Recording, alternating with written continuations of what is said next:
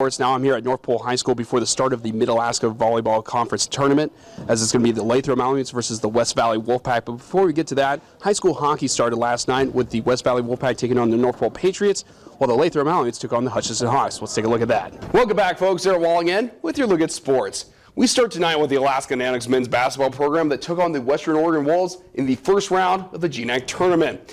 Well, the Nooks used this Kobe Hirota turnaround jumper with 7 seconds left to give themselves a 3-point lead. And they won 91-88, but here's what was impressive, as they did this without Shadid Shabazz in the final 2 minutes after he fouled out.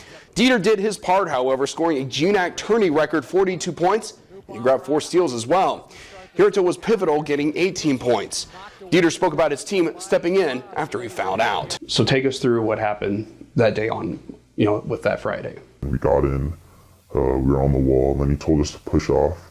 And for the first 5 or 10 seconds, everyone was good, I guess. And then 15 seconds in, people were just struggling and struggling. And there was kids screaming at the top of their lungs for help and everything.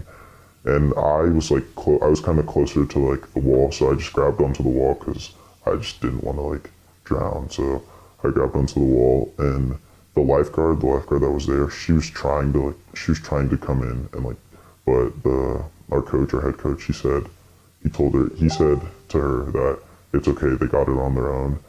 Reliving that, when you saw the 3 that they had to have CPR and whatnot, what was the mood in the room and what was going through your mind? For me, when I got out of the pool and then I saw the lifeguard, she jumped in. And then she came back up and she said she couldn't grab him.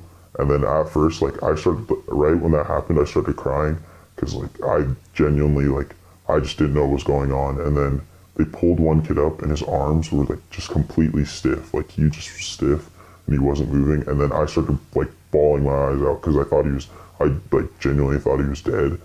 And then they were when they kept pulling more kids out and they pulled the last kid out, I thought he was dead because he was purple and he just wasn't moving at all. And everyone there was pretty much just bawling their eyes out, and they were either mad or just sad that this was going on.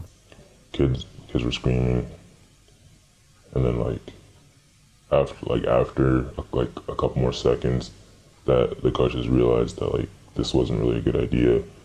They said, all right, get to the ledge, and then a floaty was thrown in the pool to help kids. At any point did he say that this was a mandatory conditioning camp? He did. He said you have to be there if you want.